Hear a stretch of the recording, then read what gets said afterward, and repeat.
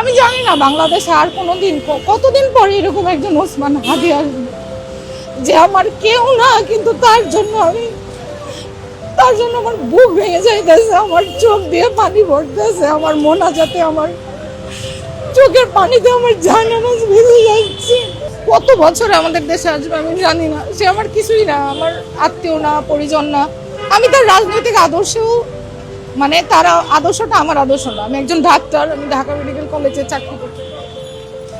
তার যে সততা, তার যে সিম্পলিসিটি, তার যে দেশপ্রেম,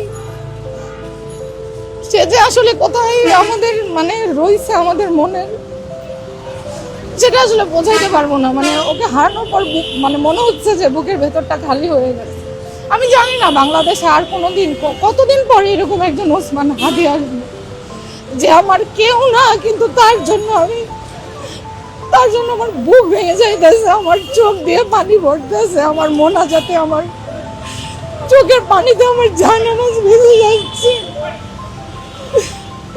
আমি জানি না কেন তো কষ্ট, ওর জন্য অনেক কষ্ট হচ্ছে। আমি আসলে থাকতে পারতেছিলাম না, এই জন্য আমি অফিস শেষ করে চলে আসলাম ওর সাথে দেখা করার জন্য। আমি প্রায় আসবো এরপর থেকে ওসমানের সাথে দেখা করার জন্য। আমি চাই আমার সন্তানরা ওসমানের মতন দেশপ্রেম নিয়ে বেঁচে থাকুক। 32 বছর জীবনে সে যা করছে, মানে একটা মানুষ 80 বছর বয়সেও তা করতে পারবে না।